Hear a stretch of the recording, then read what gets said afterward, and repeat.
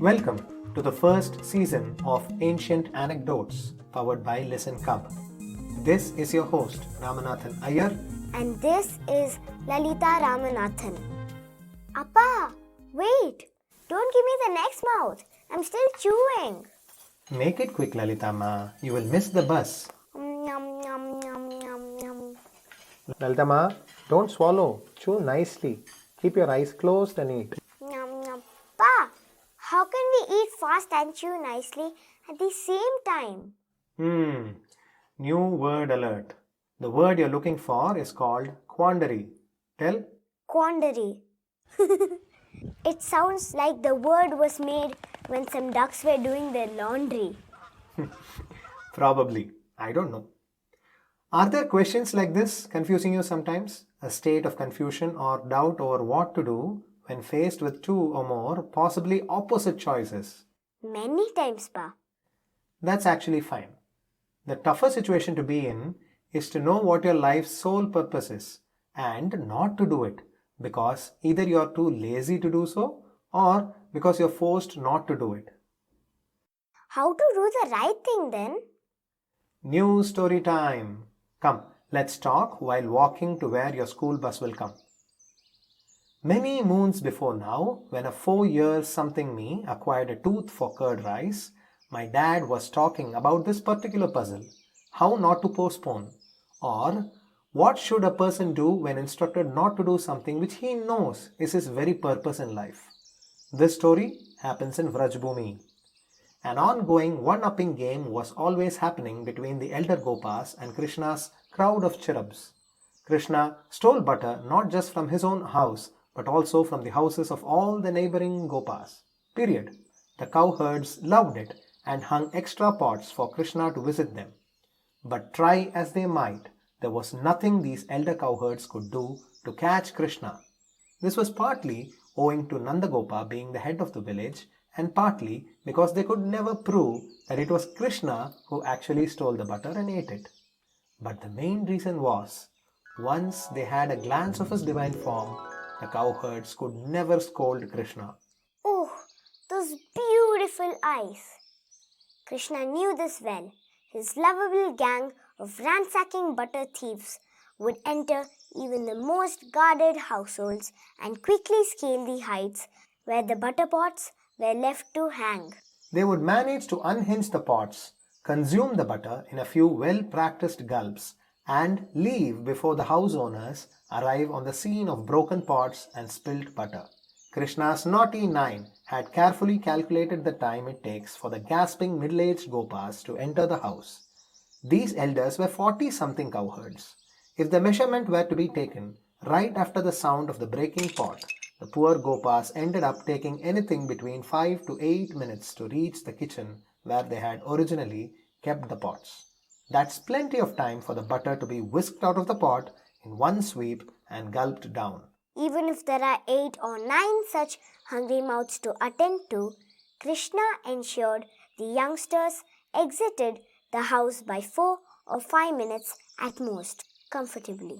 Krishna also somehow relished watching the whole scene after quickly reaching a safe distance. The elder Gopas, meanwhile, were at their doldrums at the sight, bereft more of Krishna than of their butter. Their faces were colored painfully with the overall pointlessness of the ungainly waddle from whence the cows were being milked. The crowning glory was that every Gopa also managed to invariably slip on the spilt butter and land nose first every single time, as though preordained. With a resounding splat. Let me tell you, as cowherds, the Gopas had no issues with Krishna and the gang visiting their house. In fact, they loved it. The villagers loved milk in every form. They loved feeding the children as well. But let's face it, butter takes toil and time to churn. Little Krishna was therefore at the epicenter of why there were so many cows, milkmen, and potters in Vraj. So a hurried huddle of sore-nosed Gopas ensued, joined late by one particularly sad Gopa whose nose presently resembled a bimba fruit from his noisy fall. "Let us tell Yashoda Amma," screamed one of them. Pointless. came a nasal retort. Like all mothers, Yashodama will never agree if we just tell her. Moreover, the little ones attacked my house again the very evening they were warned by Yashodama. No, we need to catch them with their hands in the butter pot. Let's tie bells to the doors, beams, and pots. The ringing bells will warn us ahead. One of the cowherds, Brijnath, volunteered. I will lure them this time. I have just completed making a large pot full of warm churned butter for Krishna. So it was decided and the plan was put in motion. The local brass smith, however, was confused about the sudden increase in the demand for small bells. Not too much later, Krishna and the gang arrived at the marked house, like ants to sugar. As they gingerly entered, they found the doors to be wide open. This was suspicious to Krishna immediately. His little friends Subala and Sridhama looked gleefully at the pots hanging from the ceiling and rushed forward. Bhoja was younger than Krishna and was holding Krishna's waistband for moral and physical support. Subala was more fleet-footed and was ahead. Sridhama resembled me in my young age and was more rotund. Krishna smelt danger almost immediately and asked them to stop. Stop, Said Krishna. Subala heard him immediately and froze. Sridhama rolled about his axis like a helpless potato, and Krishna rushed forward to prevent him from falling. Thank you, Krishna, managed Sridhama sheepishly. You have to lay off laddus, Sridhama. I am barely able to hold you. What if you had fallen down? You will wake the cows in the neighboring village, Krishna said. Crash! A sound came from behind. Krishna, Subala, and Sridhama whirled around in alarm and looked anxiously. Bhoja was laying sprawled on the floor. His hand had a bit of Krishna's waistband and couldn't hang on to the rest of it, while Krishna had darted forward to hold Sridhama. Can all of you please keep it down? Hissed Krishna throatily. Toke cautiously raised his hand, looking confused. No, Toke, keeping it down does not mean I'm asking you also to fall like Bhoja, Krishna answered. I'm just trying to get us some butter. Krishna whisked the waistband from Bhoja's hands, composed himself, and looked around again suspiciously. He perceived the bells everywhere and addressed a nearby bell. Hey Mani, we are here to steal the butter, but I need you to be really quiet until we eat and leave. The bell started to nod in agreement and began to jingle. Krishna held the bell firmly at the nick of the time and sternly added, Which part of the word quiet did you not understand? Like Toke, I remembered I also had raised my eyes curiously to ask a question, and my father quelled the question before it arose by quipping, Are you going to ask how the bell spoke? If Krishna speaks, even rocks will reply. Why not brass bells? He had said. The butter getting part of the plan was a well-rehearsed one. The stronger ones, Sridhama and Subala, formed the bridge.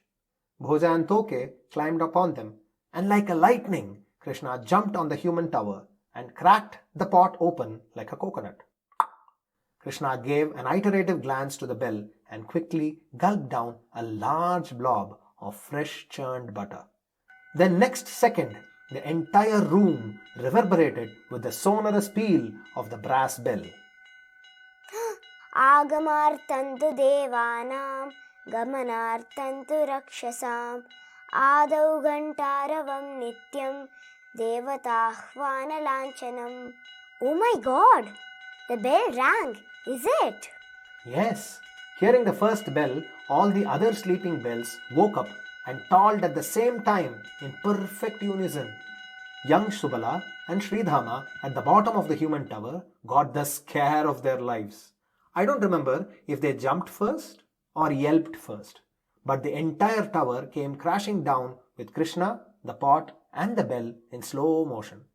Krishna lay on the floor, wet to the last garment, smeared with butter.